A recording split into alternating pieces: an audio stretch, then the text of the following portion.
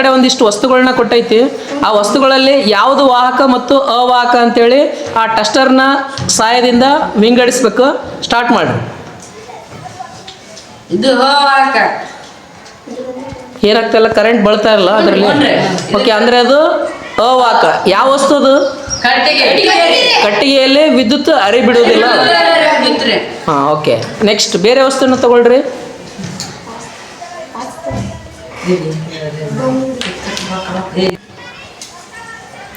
Okay, ಇದರಲ್ಲಿ ವಿದ್ಯುತ್ ಹರಿಯಾಗಿ ಬಿಡಕತ್ತೈತ?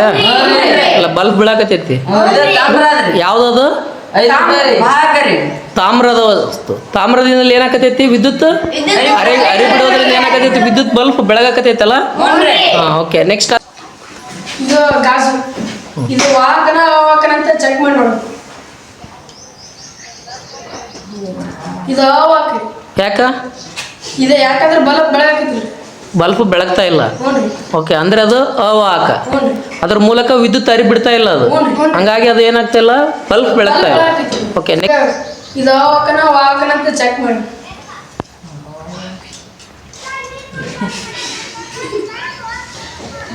ಇದು ವಾಹಕ. ವಾಹಕ. ಯಾಕ? ಬಲ್ಬ್ ಬೆಳಕತ್ರಿ. ಬಲ್ಬ್ ಯಾಕೆ ಬೆಳಕತ್ತೈತಿ? ಇದ್ರ ವಿದ್ಯುತ್ ಹರಿ ಬಿಡಕತ್ರಿ. ಹಾಂ, ಓಕೆ, ಗುಡ್. ಇದು ಒಂದು ಬೆಳ್ಳಿ ಕಡೆ, ಇದ್ರ ಮೂಲಕ ಲೈಟ್ ಹರಿ ಬಿಡುತ್ತಲ್ಲ, ನೋಡೋಣ ಬನ್ನಿ.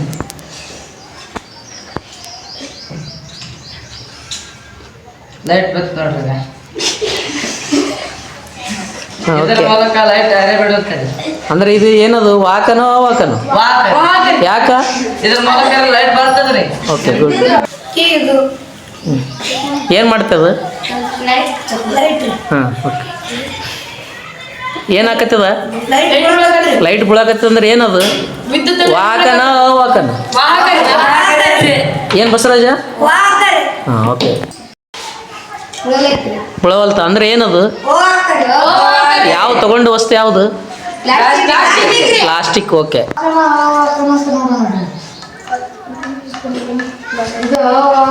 ಯಾಕ? ಲೈಟ್ ಚಲೋ ಆಗವಲ್ತ. ಓಕೆ.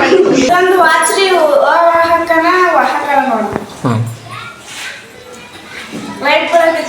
ಲೈಟ್ ಬೆಳಕತ್ತದ ಅಂದ್ರೆ ಏನದು? ವಾಹಕ. Okay, next